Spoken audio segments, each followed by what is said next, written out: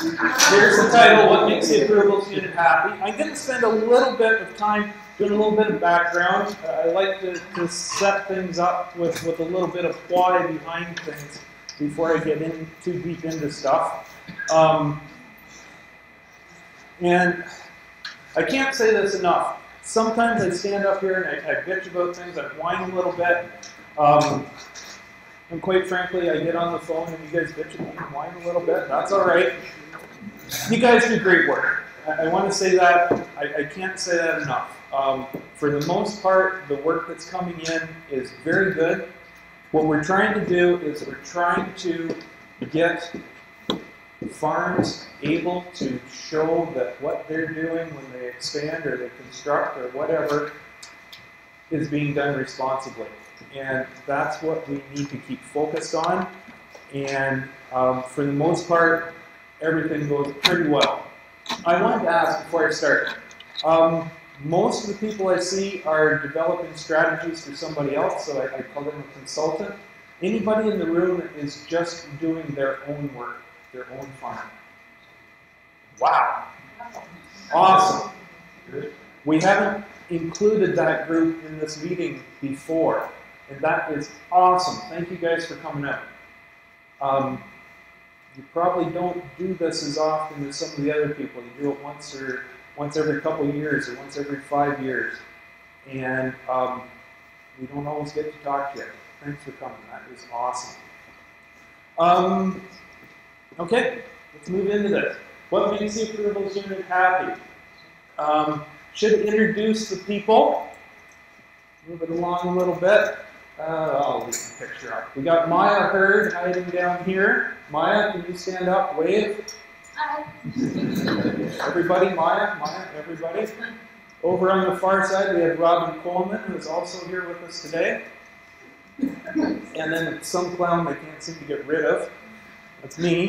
And back here, this is the pile of strategies waiting to be picked up. And Is that all you got? that's all we got. That's all we got. There must be a hell of a lot more than that. How many do you think's there, Dean? A couple of handles. 250. Couple of handles. 220. Yeah. 220.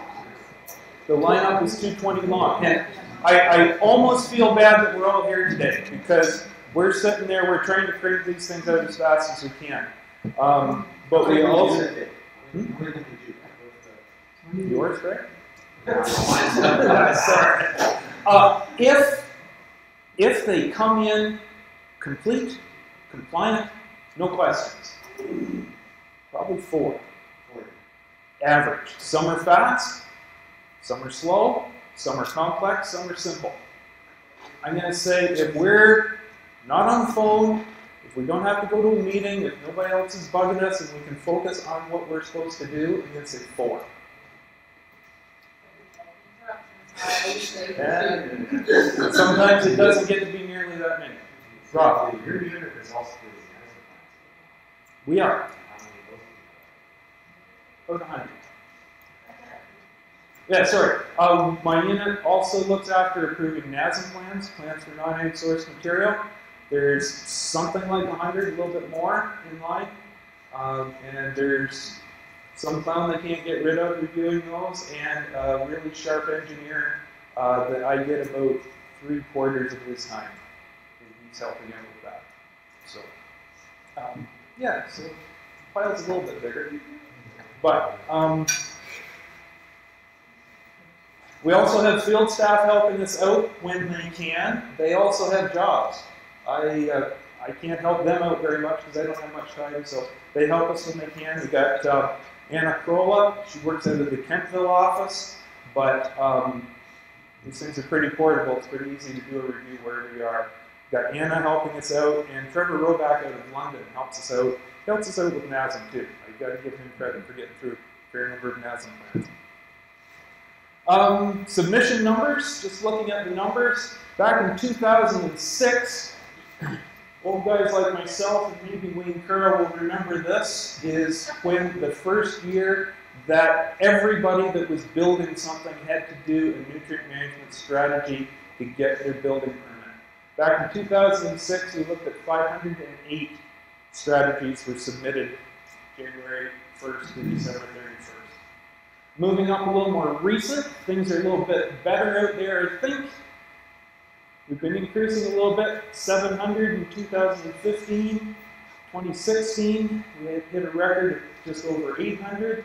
And in 2017, we've got 233 till the end of February. Last year we had 180.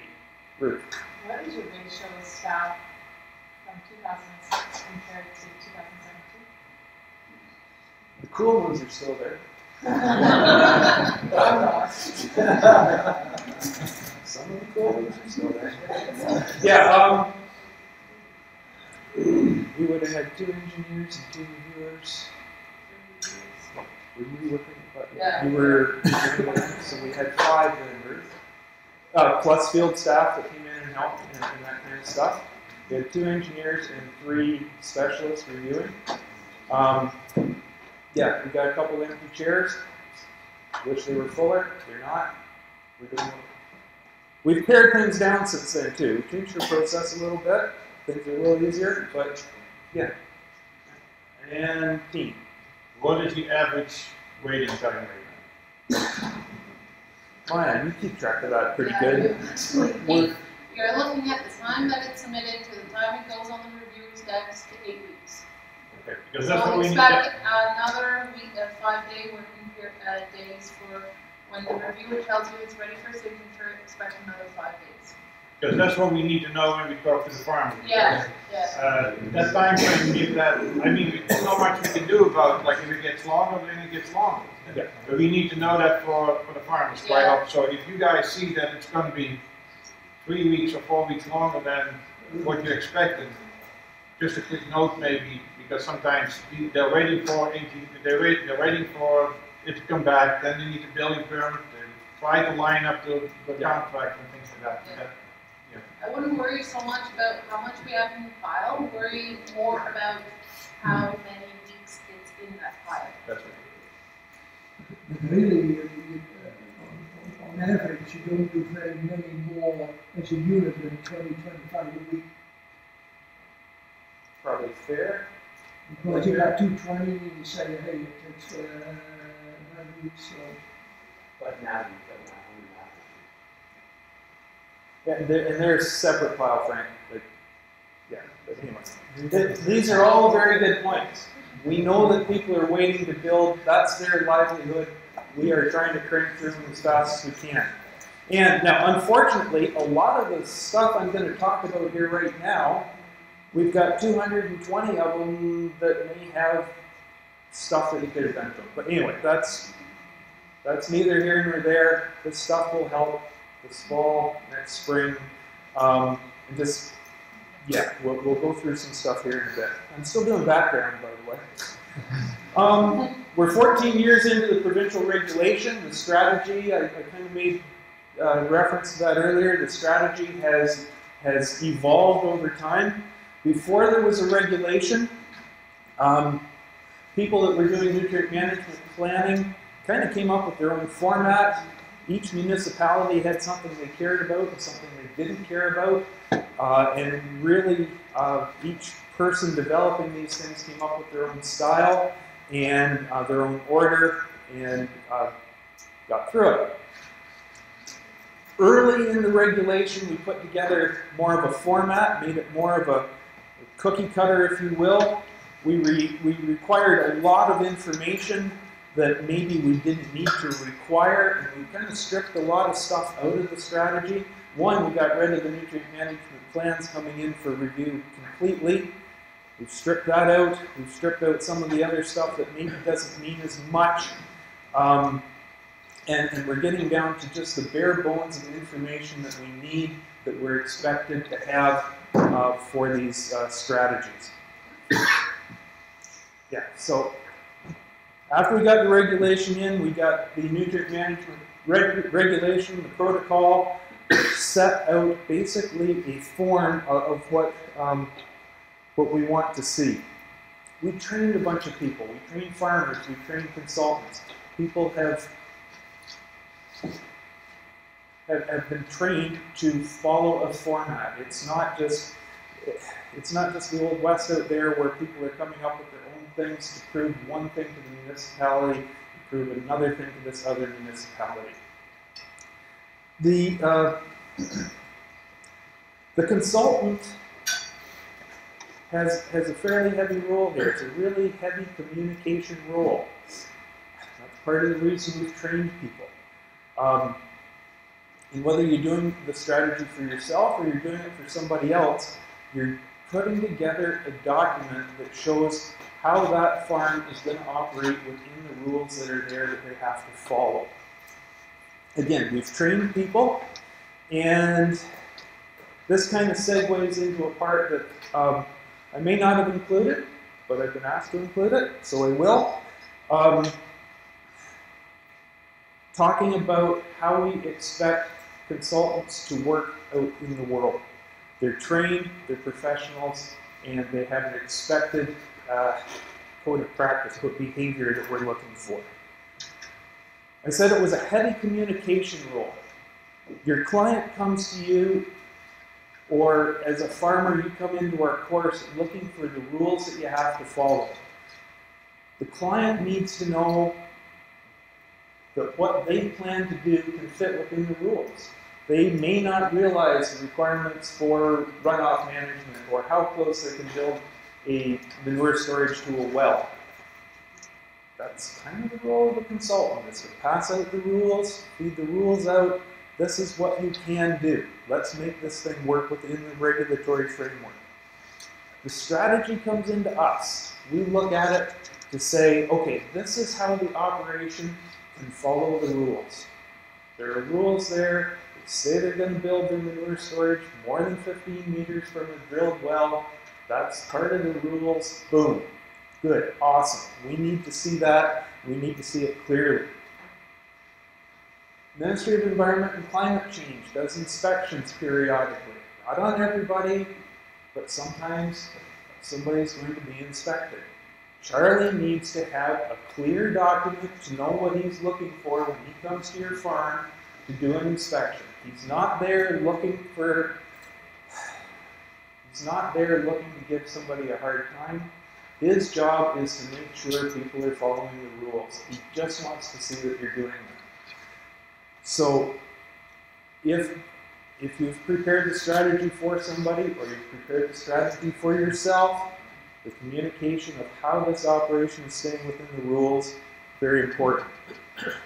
And everybody needs to know that what you have done does not put your client out of compliance. If you say that they're going to do one thing, and they have no intention of doing it, or it's impossible to do it that way, perhaps the strategy has put your client out of compliance.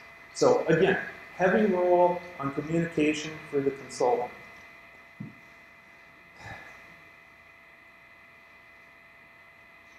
Okay.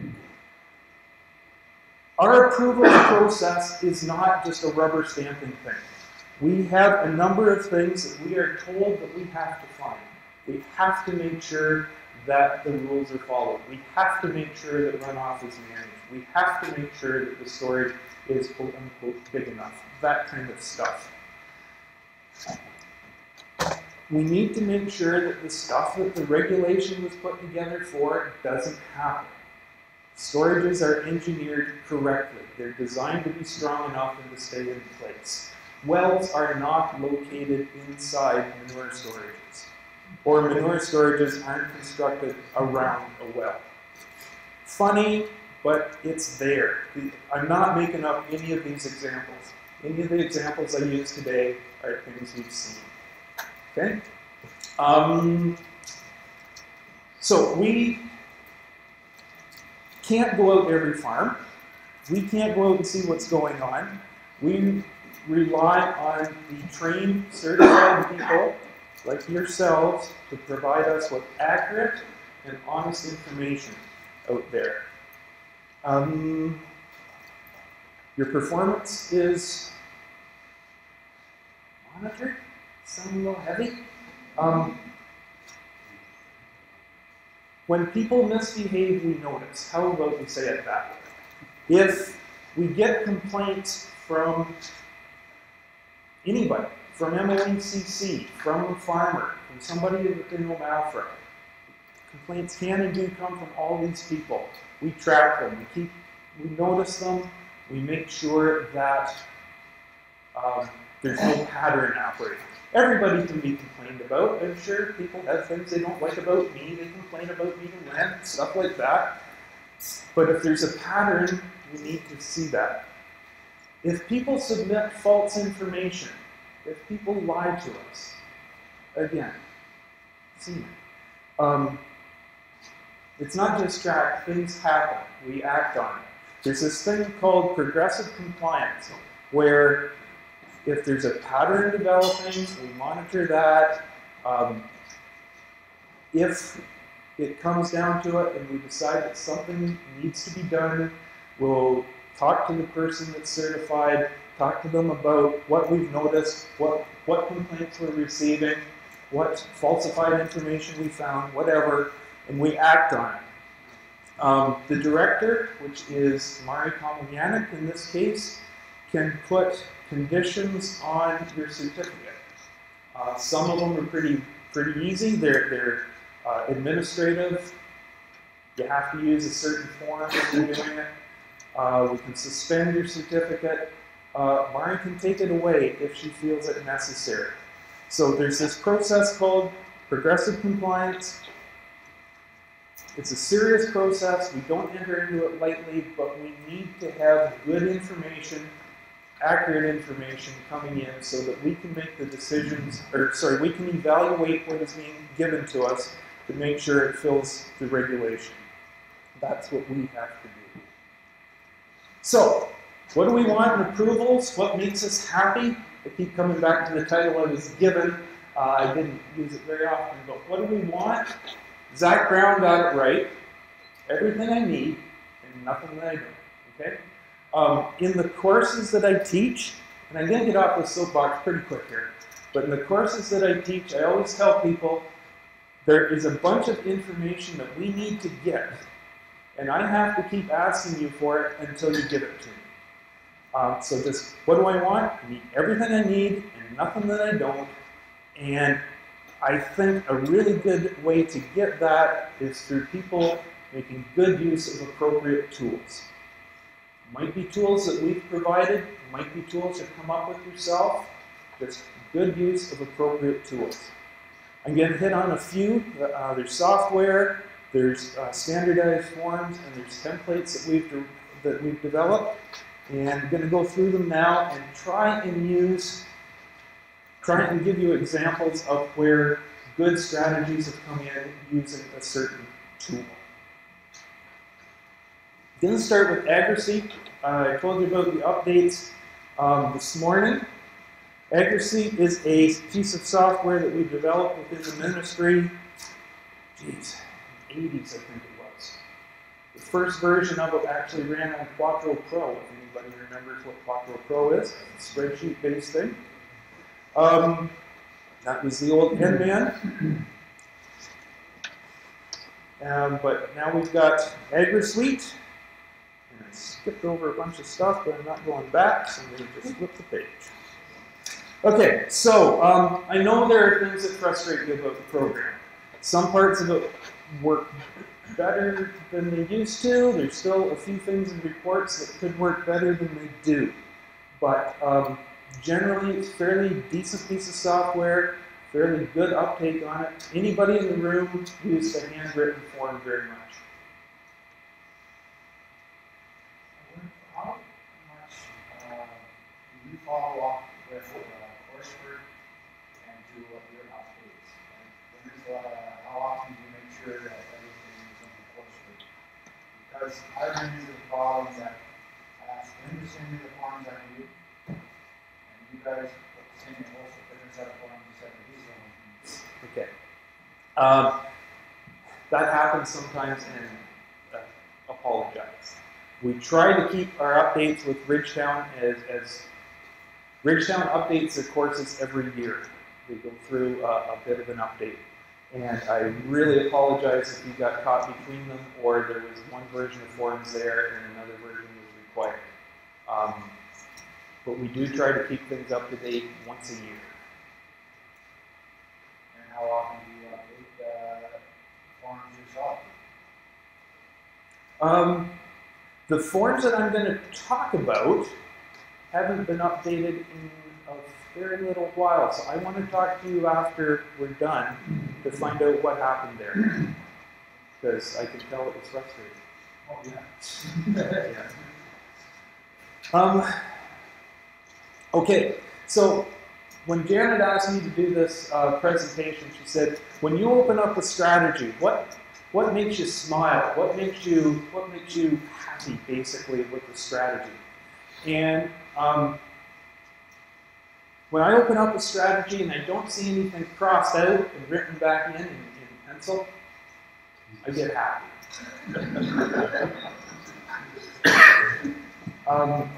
And right now I'm talking about AgriSuite strategies. I'm not talking about handwritten ones, I'm talking about AgriSuite strategies. There are a number of flags that come up for things that require additional information. That needs an explanation in the overview of the operation. That's fine. Those flags, no worries about that.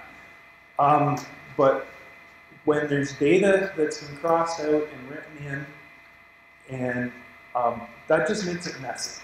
It makes it messy for us reviewing. It makes it messy for MOECC if they're inspecting. It makes it hard for us to make sure we've got the right information that we're expecting to keep for people. So when there's no roll numbers crossed out and corrected, no changes like that, I am happy with that. Oh yeah, someday soon, hopefully we will be able to receive an additional electronic file, which makes it so that we can just populate our database without actually typing much in.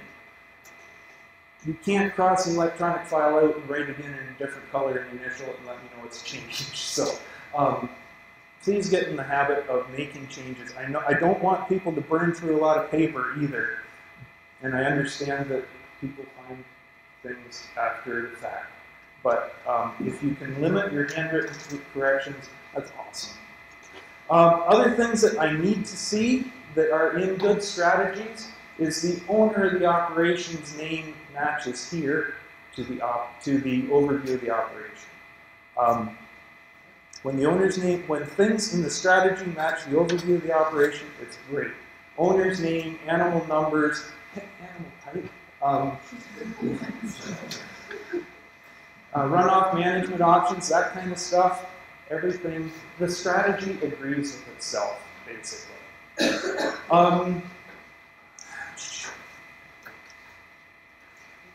Back in the day, we took the nutrient management plan out of the submission, something that comes in for review. That put a lot of onus on the reviewer to be comfortable that the amount of manure being spread on land or the amount of nutrient being delivered to land is appropriate, whatever you want to call appropriate. Transfers are certainly allowed, certainly they're used a lot, especially when you have a large farm with a small land base. But we need to know that the loading on the farm unit and on the transfer property is somewhat logical. So if we have, for instance, a poultry operation, small land base, transferring out 95% of its manure to somewhere else, and that there's only 20% of the manure transferred in the NMAN printout, we don't have that confidence, and we have to send a request for additional information to find out where the nutrient loading is going. Again, we're not doing this just to mess with people. We're doing it because it's something that we're responsible for, that we need to get done. Team. Yeah, if you know in advance that it might be at risk, for example, if you have not as many land-based workable acres as nutrient units, and that there's transfers going on, and part B is like in the plan. Yep. In the past, like 2 years ago, you would then get a request for sending in the plan. is it better now if you see that thing in advance just to send that plan with the strategy so you don't have an additional request later on? Pause. Cone of silence coming down here. This is something I should have checked with. If somebody told you they've done a nutrient management plan and fit, would you take that? You want to see the plan? Send the plan in, Deanie. That's what I'm doing now. Yeah. Got a 1 in 3 chance that mine's going to pick it up. I'd send the plan in. Usually I call my in advance. Yes. And again, I should a little more background because stories get out there. We're not looking for any particular nutrient unit per acre loading. Quite a few years ago, I sat down with another guy. We did a bit of an exercise to see what you can expect. Back in the day, like back when I was in 4-H, they talked about 1 animal unit, not nutrient unit, 1 animal unit per acre being something that worked. And it's interesting how when you sit down and you look at stuff, 1 nutrient unit per acre works in almost every situation. Sometimes it gets tight. Poultry, it gets very tight. So we sat down and across the province, if you can put 0.75 nutrient units per acre for a poultry farm, we're probably not going to ask you a question. If you put 1 nutrient unit per acre for almost anything else, it's probably going to work. I've seen nutrient management plans work at 2.5 nutrient units per acre. I've seen them fail miserably at 0.6. So we're aiming for that middle ground before we start asking a lot of extra questions. And for dairy, that operation is harvesting a lot more of the plant. They're taking a lot more away from the soil. We're around 1.25 nutrient units per acre, and we're fairly happy. Again, seen it work out a lot higher, and I've seen it fail a lot lower. Those are the ratios that we're looking for. Transfer properties included. It's kind of the thing we're looking for. That's not going to say that we're not going to ask you for more if it comes in just exactly like that, but that's some of the things that tend to work.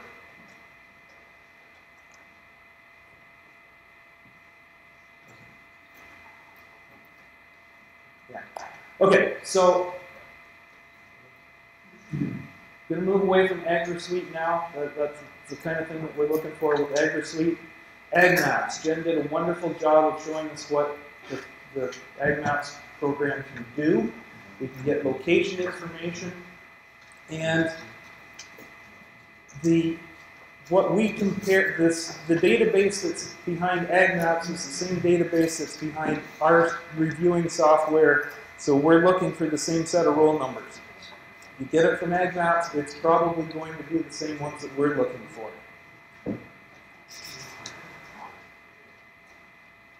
Good strategies come in where people have looked at the shape of the property and realized that it crosses a lot line. And so maybe roll number X represents lot 1 and 2 in that concession. Sometimes they're shaped kind of like an L or a hockey stick or whatever. It'll cover more than 1 lot concession.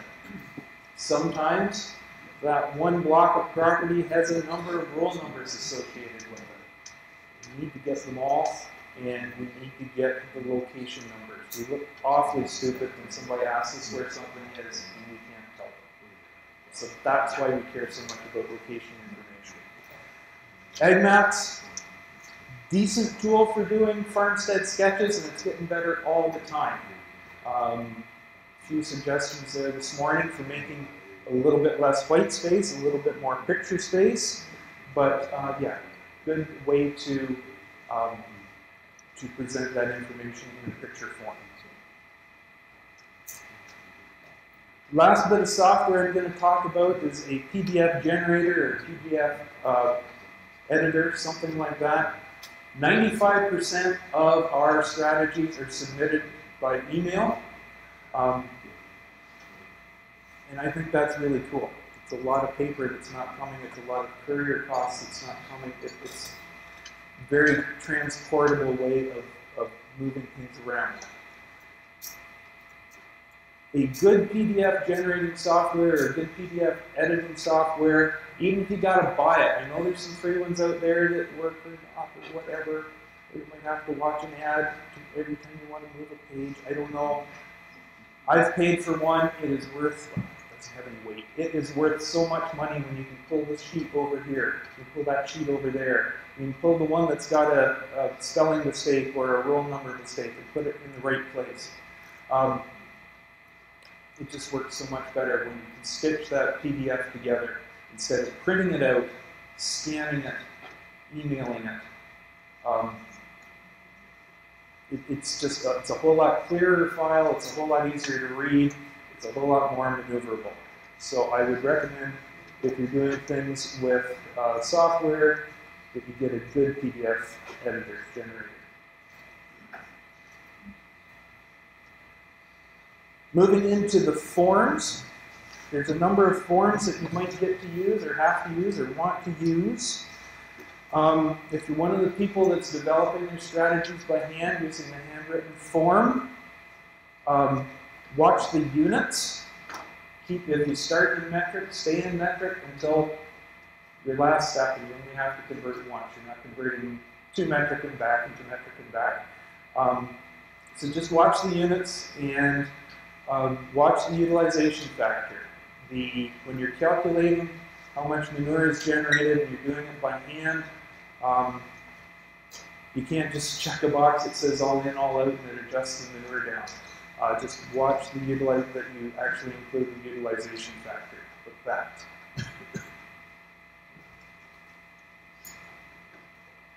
Can that form be populated by typing, or you always have to write that out?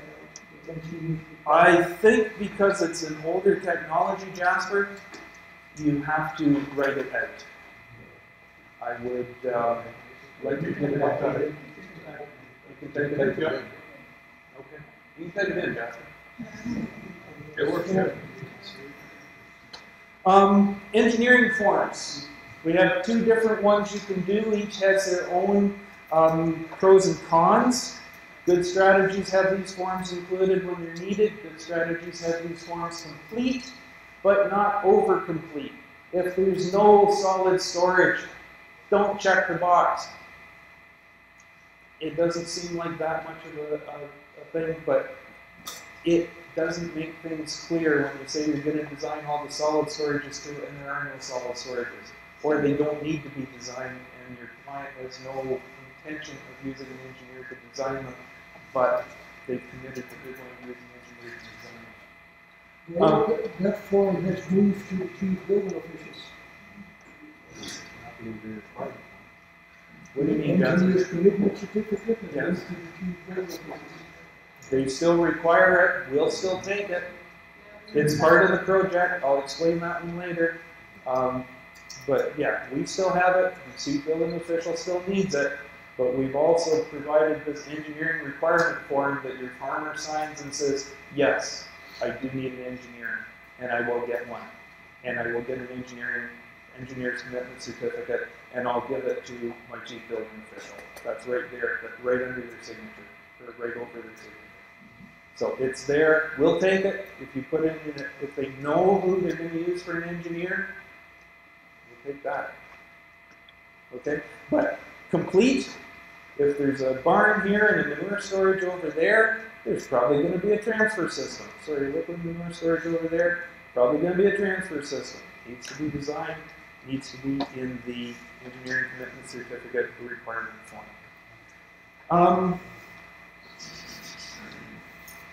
Yeah, okay, so good strategies have them complete, just not over complete. Dated, signed, all that kind of stuff.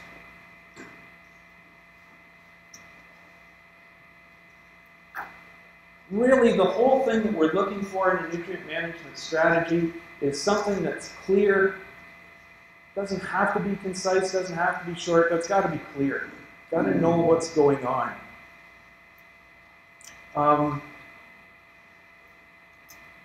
The strategy will agree with itself. The animal numbers, the dimensions, the owner's names, all that kind of stuff is consistent throughout the strategy. We'll talk about source water in a minute. I haven't forgotten yet, but we'll talk about that in a minute. If your farm is located in a place where there's extra conditions because of the local source water policy, source water protection policies, that would go in the overview of the operation. If there's a treatment system for milking center wash water, or if there's a treatment system like composting or composting bedding pack, that goes in the overview of the operation. And don't be surprised and don't be offended if we ask you for some backup on how this system works.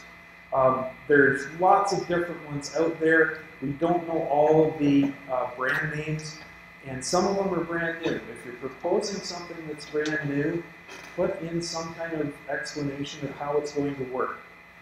It's not that we don't believe you. We just need to have some kind of assurance that this is not just magic foo-foo dust, which comes in. Anyway. And then also anything odd. If they're committing to remove a feature, like committing to remove a catch basin that's right beside where they want to put the manure storage. If they're going to decommission a well, that belongs in the overview of the operation. If there's been an adjustment to animal type or weight, if you're looking for, I think it's alpacas that we had an alpaca farm come in the other day. They had these big sheep, right, Matt? Yeah. We don't have necessarily all the animal types that are out there, but put in why you've made the adjustment. We don't then have to call anybody or write a request for additional information. Now, this is in the templates place because a couple years ago, Matt Wilson put together a template for the overview of the operation.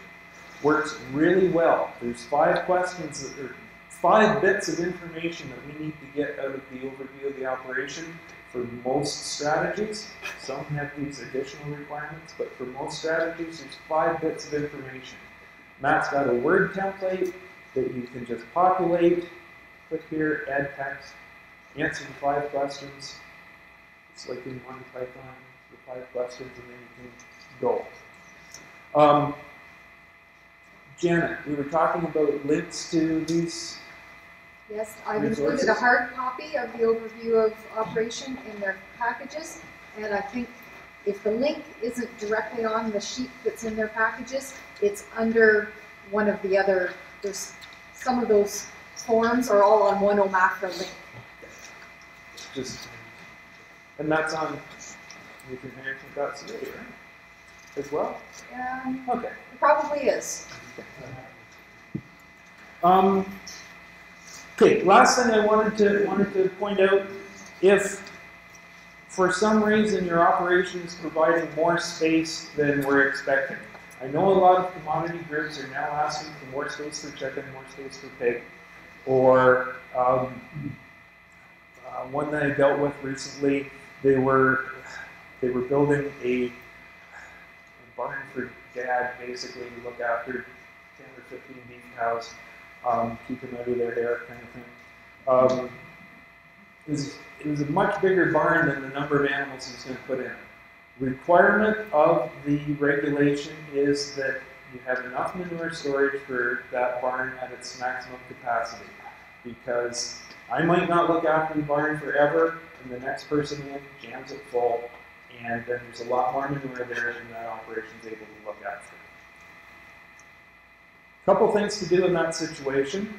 One, show that there's enough manure storage for that barn jam full. Not looking for somebody to build a huge liquid tank or anything, but if there's enough manure storage for temporary field storage or whatever, show that that operation can handle it if that barn is jammed full. Other thing to do is show how many feeding spaces there are. I've dealt with a dairy barn that was way oversized, but they only had 120 stalls. They only had room for 120 animals. That tells me that that barn can't be a whole lot fuller than 120. But anyway, if there's an adjustment like that that makes sense, put that in the overview of the operation. Good strategies to do that. David, Yep. I have a question. So there is no allowance when you do your livestock numbers that you can change them any time. So if the scenario was they wanted to build the barn to the capacity they're going to project in 10 years, but they're going to wait to build a manure storage, and use that factor to experiment. No. You have to build the manure storage for the capacity of the barn. That's why I'm looking for something like how many feeding spaces there are. If they're building the barn for 200 and they're only going to put 100 dairy cows in it, tell me that there's only 100 feeding spaces. Or let us know that they can't just immediately fill the barn bigger without building the storage.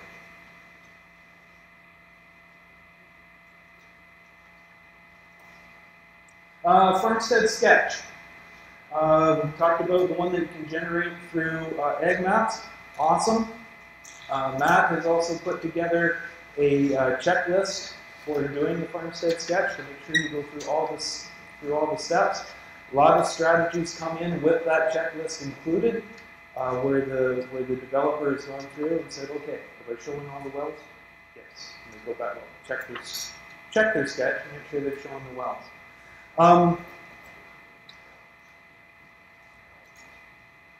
Aerial photos are awesome. Sometimes the imagery that we get brought in is a little fuzzy or a little dated. That's all right. Sometimes they're a little dark. It's all right. If you're going to put a label on it and it's a green field, don't put the label in black. I can't see that. Not even with my good glasses on, I can't see that. Maya's approaching 30. She's not going to be able to read it. The sketch needs to be clear. So if you're going to use an aerial photo and you struggle with the software, Jen showed you how to just put a picture in the side, write the labels on the side in a fairly legible hand, and draw a line to where the feature is. Handwritten labels are fine. Hand-drawn sketches are fine. Some of our best sketches come in without using the computer. Some of the best sketches come in plain. If you got a legend and you happen to have a bunch of yes-no statements on the side, municipal well within 100 meters, yes, no, circle one of them. Good strategies have that circled. And a reference distance. We have to keep sending them back. If somebody says there's no municipal well, great. Within how far? It's just, we need to have that. It seems silly, and sometimes I feel bad asking for it, and that's the only thing that's keeping me from writing up an approval instead of a request for additional information. But I'm expected to have these things complete, and I need to have them complete. So, good farmstead sketches have a good, clear legend. Might even be a template that the person has developed themselves, and so that they make sure they're giving all the information that they need to every time. It's going to have a reference distance. It's also going to have a statement of what's not there. I can see things that are there. I need to know what's not there. Like, there are no catch basins within 50 meters of the manure storage, that kind of stuff. A good sketch will have a statement of what's not there as well.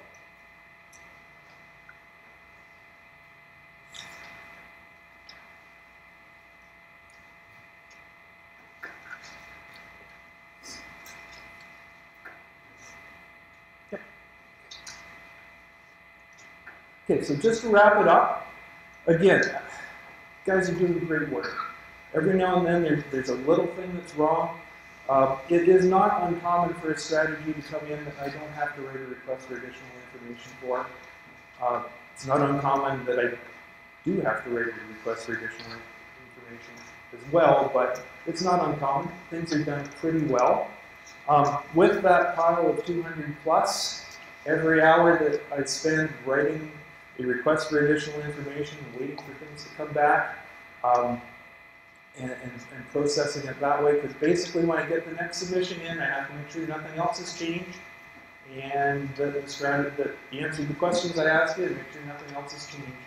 So it is a good bit of time to review that as well. So any extra hour that I spend, or Rob spends, or Maya spends on 220 reviews that we're doing adds up.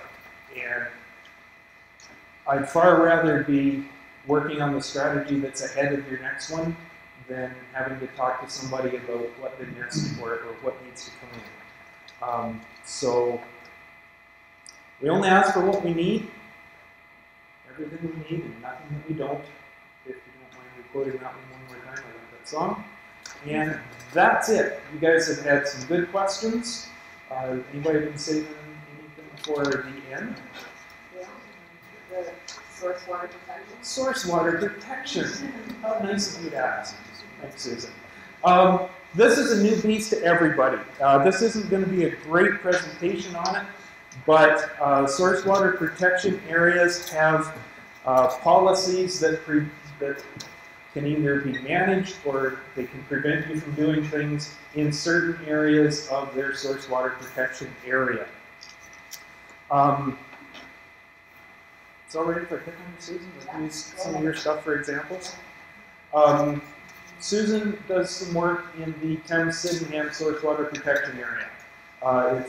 It's a good chunk of the ag land in Ontario, and they have some extra policies that other places don't.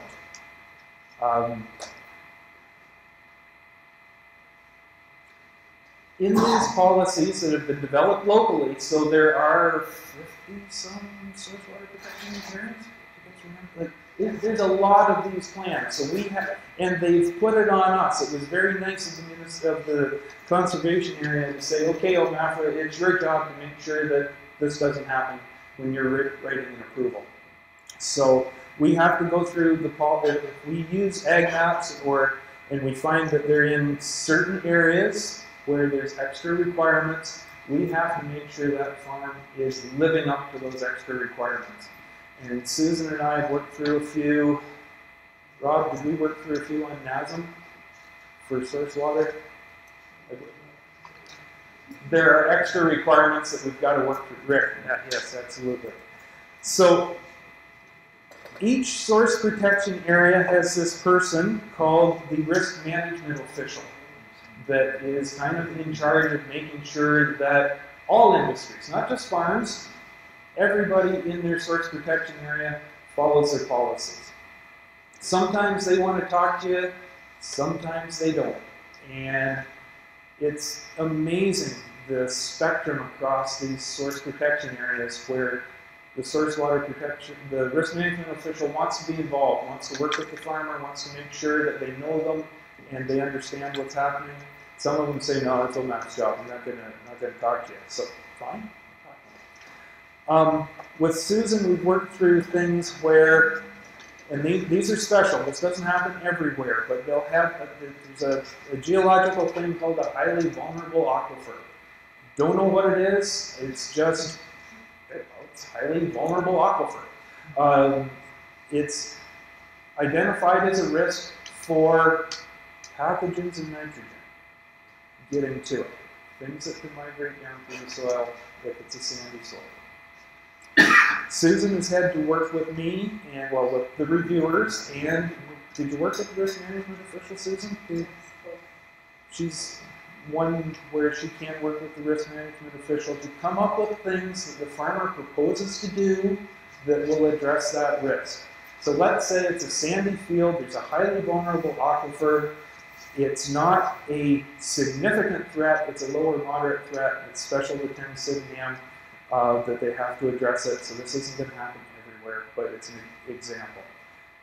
There's a threat of nitrogen getting down to this aquifer. The farmer is responsible for taking steps to prevent that from happening. Yeah, throw it out. If somebody was doing a best management practice because they were worried about the quality of water that's under their field, they had a sandy field, they had nitrogen to manage, what would they do?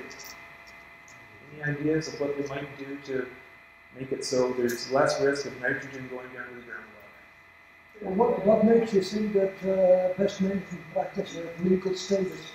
Jasper, that's not what I asked. Oh, I It's know. not what I asked. Teeny, did you have a point? Like if you apply manure, do it just before you do your seeding instead of doing it in the fall. I had that problem with the 10th River, the field, and that's a condition for the farmer. So things to manage nitrogen. So if the risk is nitrogen get into groundwater, things to manage nitrogen so it doesn't turn into nitrate and it doesn't leach down to groundwater. Teeny's thing was spring apply. Other things I've seen come in are balance for nitrogen. Don't just put on nitrogen willy-nilly, balance for it. Put it on close to when the crop needs it. Throw a cover crop. Or if it happens to be on an area where it's not sandy, then it's not as big an issue and there might be different things to do. So the process is, it's identified as a risk that has to be managed. OMAF has to make sure that it's managed. And in this case, Susan has to work with her farmer to tell me what they're prepared to do to manage that risk. Then I get to put it in a condition on the approval that makes it so, yes, the farmer has to do that. Thou shalt manage nitrogen. Some of the things we have come in, cover crops, using NMAN so that there's no nitrogen index flags. Applying in the spring close to when the crop needs it. Those are just examples of things that we've seen. That's not going to manage all the risks in all the areas. I just wanted to use that as an example of whoever's developing a strategy, whether you're doing it for your own farm or you're doing it for somebody else, works with the farmer to figure out what they will do to manage that risk. They propose it to me. If it makes sense, I'll say, yeah, that sounds all right. I may talk to the risk management official until we've had a bit of a relationship so that we know what each other are thinking about.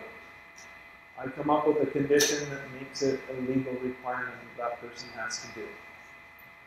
That belongs in the overview of the operation, spelled out nice and succinctly, not a whole lot of paragraphs, just we will spring apply, we will do this. I can convert that into a condition that's only 1 or 2 sentences long that I can put on as a condition. How do you follow up on that condition? How do I follow up on it? How is that condition documented or followed? Right, okay, so it goes on the approval, and Charlie, yell at me if I do this wrong, okay? Ministry of Environment is responsible for compliance again, right? So if they go, geez, Charlie, do you feel comfortable talking about this? Because I don't want to put words in your mouth. Sure, go ahead. I mean, it's. Yeah, just tell me if I'm wrong, okay? It's mostly looking forward, right? It's, Yeah. This is pretty new stuff. Yeah. Good point. This is new stuff to everybody. It's new stuff to us, new stuff to the farmer, new stuff to the people that are like in the risk management officials. They haven't been there that long.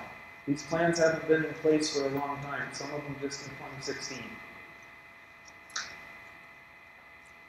Ministry of Environment is responsible for enforcement of the strategy.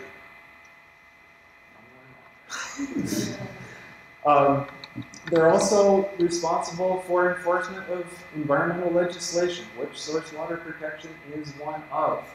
So, if Charlie does an inspection on a farm where there's a condition that says I will only apply in the spring, period. And you go out to that field and they're applying in the fall, probably a problem. Still good, Charlie? Yeah.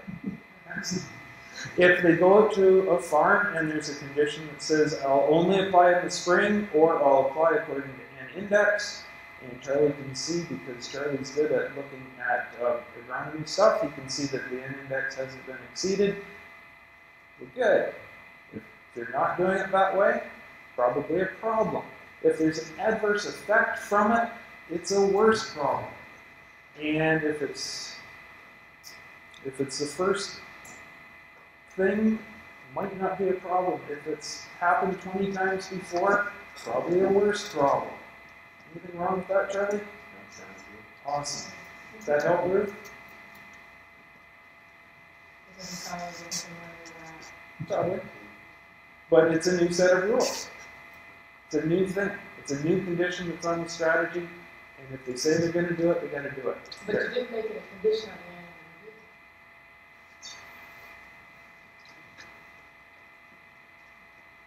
Joe? What do you mean a condition on your annual review? Hmm?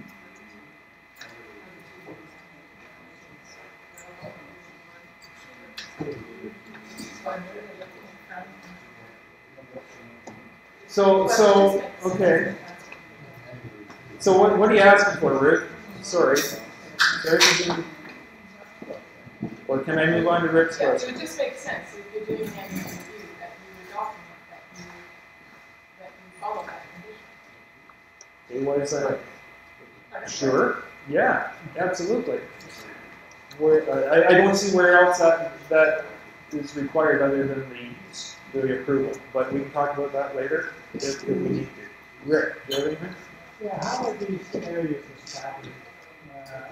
Wrong person to ask. Wrong person to ask. I'm just, yeah. I've got an area down there that gets turned into water because we get a hole, but it's one. Just the piano player, Rick. I'm just the piano player. I didn't write the tune. But I can tell you what I have to do to do my part. I've done it. It's a different question. Jeff. So if you're gonna have a condition on approval like that, you wanna make sure that if we're doing that, we wanna make sure that we present to our farmer that they have the broadest spectrum of things in their tool belt there, so that they have the option to be able to spread in the fall using cover crops. They have the option to be able to use that N index, and so that you don't just say that we're only going to spread in the springtime, because that limits what they can do. So you all better make sure that as consultants that we give them the broadest tools when we're doing that presentation. It's up to you. That's you. That's, yeah.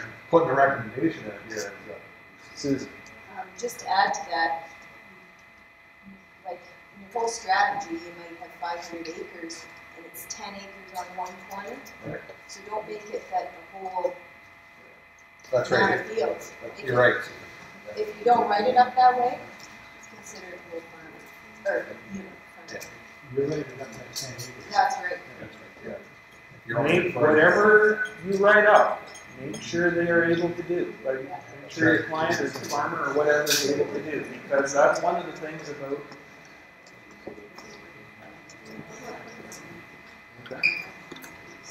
Okay. Yeah. Yeah. Yeah. Waterloo region is well, and there's that too, and they are referencing the AgriSuite NMAN program using the N index as their nitrogen referencing tool. So on all the wellhead fields in that particular region, you're going to be dealing with the same thing if you're dealing with farms in that area.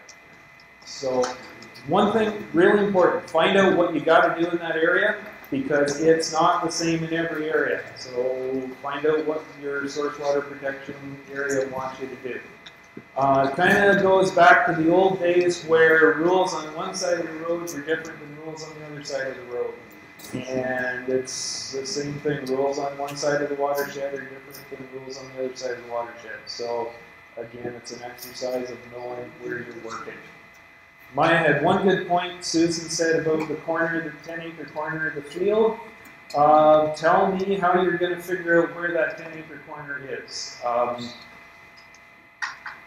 Again, Maya's strategy was in a wellhead protection area.